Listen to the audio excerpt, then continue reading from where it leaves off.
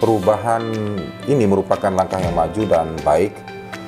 Kebijakan SPMB lebih responsif terhadap aspirasi masyarakat, serta menjawab kebutuhan daerah yang sangat beragam.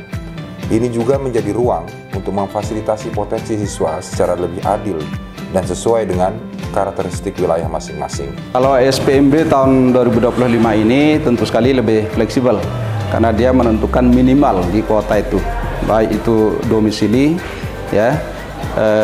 afirmasi, prestasi, dan mutasi. Perubahan dari PPDB menjadi SPMB di Kabupaten Lombok Tengah benar-benar didasarkan dari respon terhadap aspirasi masyarakat, kesesuaian dengan permintaan dan kondisi daerah, serta upaya memfasilitasi potensi siswa. Maka ini adalah langkah yang menjanjikan untuk menciptakan sistem penerimaan siswa baru yang lebih adil, inklusif, dan berkualitas. Keberhasilan SPMB akan sangat tergantung kepada komitmen pemerintah daerah dalam merancang, mengimplementasikan, dan mengevaluasinya secara cermat dan bertanggung jawab. Saya setuju dengan catatan di lapangan benar-benar terrealisasi apa yang menjadi persyaratan SPMB, sehingga tidak terjadi lagi ketimpangan daya tampung di salah satu sekolah, sehingga akan terwujud pemerataan murid di semua sekolah. Di samping itu, saya berharap juga kerjasama dari pemerintah daerah melalui Dinas Kependudukan dan Catatan Sipil dalam pembuatan kartu keluarga.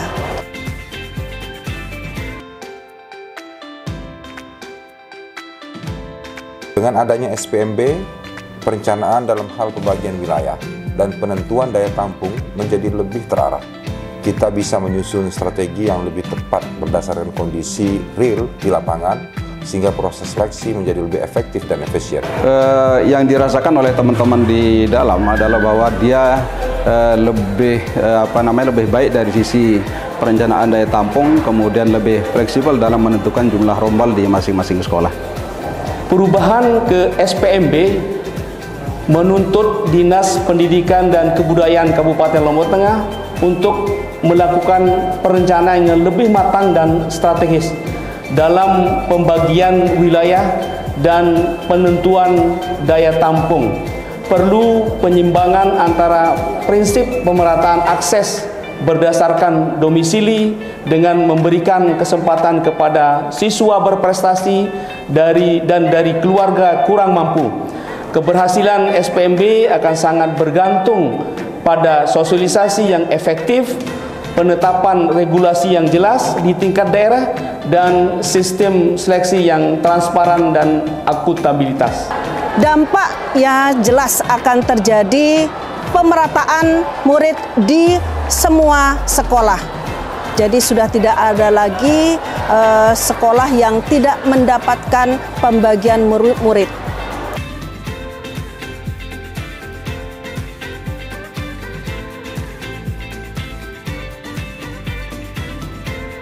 Saya menilai perubahan proporsi daya tampung ini sangat positif. Jalur-jalur penerimaan yang lebih berimbang dan membantu mengurangi kesenjangan antar siswa dan menjamin bahwa setiap anak punya kesempatan yang sama untuk mengakses pendidikan yang lebih berkualitas. Dapat saya lihat bahwa dia lebih adil dan lebih berimbang. Karena seperti yang kita ketahui bahwa baik itu dari sisi domisili, kemudian afirmasi, prestasi, dan mutasi, ini ada rentang yang bisa diambil oleh dinas dalam menentukan berapa proporsi yang sewajarnya sesuai dengan kondisi yang ada di masing-masing sekolah dan lingkungannya. Perubahan proporsi daya tampung di SPMB 2025 memiliki potensi yang signifikan untuk menciptakan sistem penerimaan siswa baru yang adil, berimbang, dan mengurangi kesenjangan antar murid di Kabupaten Lombok Tengah. Dengan memberikan peluang yang besar bagi siswa dari keluarga kurang mampu dan siswa berprestasi, serta mengurangi dominasi jalur domisili, SPMB dapat menjadi langkah maju dalam mewujudkan pendidikan yang lebih inklusif dan berkualitas bagi semua anak. Namun, keberhasilannya sangat tergantung pada implementasi yang cermat, transparan, dan akuntabel, serta pengawasan yang efektif. Lebih adil karena ada keleluasan di tiap jalur, di mana ketetapan tertulis minimal. Artinya masih ada peluang yang lebih dari masing-masing jalur tersebut.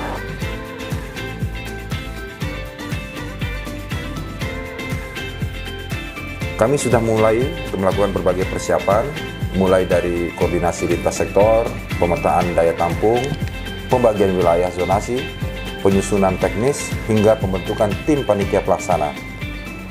UPT juga turut mendampingi agar pelaksanaannya nanti bisa berjalan lebih lancar.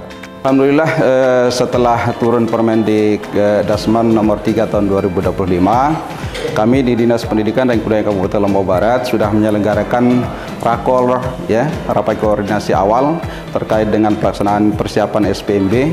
Kemudian setelah itu kami juga sudah menyusun SK panitia, kemudian juga SK daya tampung, dan terakhir kami sudah menurunkan Joklak dan Juknis untuk SPMB.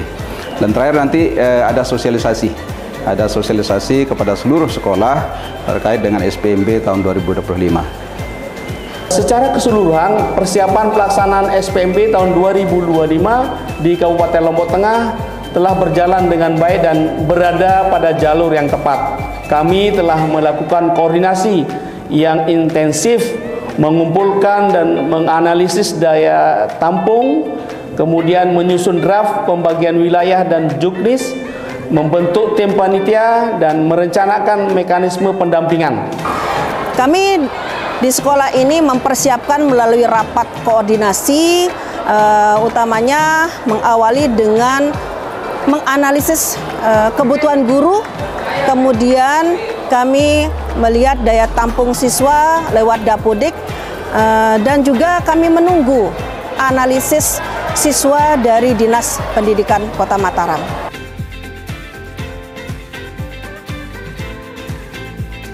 Tentunya pelaksanaan SPMB ini bisa berjalan tertib, transparan, dan objektif, dan tentu saja adil bagi semua pihak. Kami ingin memastikan bahwa proses seleksi ini tidak hanya teknis, tetapi juga mencerminkan semangat keadilan dan non-diskriminatif. Dengan mengakomodir seluruh aspirasi masyarakat, maka tentu harapan kami adalah bahwa SPMB tahun ini kami harapkan tidak terjadi gejolak di tengah masyarakat. Jadi aspirasi masyarakat itu betul-betul tertampung dengan SPMB tahun ini.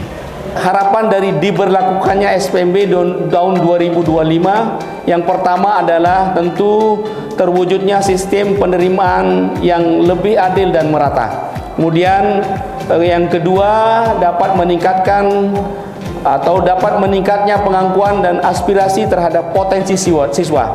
Yang tiga, berkurangnya kesenjangan kualitas antar sekolah. Yang keempat, meningkatnya transparansi dan akuntabilitas proses penerimaan. Yang berikutnya adalah tercipta sistem yang lebih adaptif terhadap kondisi lokal. Kemudian juga mendorong partisipasi aktif masyarakat. Harapan kami SPMB 2025 bisa lebih tertib, lancar, transparan, adil, objektif, dan tidak terlalu banyak masalah. Saya Mohan Roliskana, Wali Kota Mataram, berkomitmen untuk menyelenggarakan SPMB 2025 yang transparan, objektif, adil, dan tanpa diskriminatif. Saya Ma'ad Adnan SPD MPD, Kepala Dinas Pendidikan dan Kebudayaan Kabupaten Lombok Barat, dengan ini berkomitmen untuk menyelenggarakan SPMB 2025 yang transparan, objektif, adil, dan tanpa diskriminatif. Saya Dr. Andus Haji Lalu Idham Halid MPD, Kepala Dinas Pendidikan dan Kebudayaan Kabupaten Lombok Tengah, berkomitmen untuk menyelenggarakan sistem penerimaan murid baru SPMB yang transparan, objektif, adil, dan tanpa diskriminatif. Saya Haja Sri Wahyu Indriani SPD, Kepala SMP Negeri 15 Mataram, berkomitmen untuk menyelenggarakan SPMB 2025 yang transparan, objektif, adil, dan tanpa diskriminatif.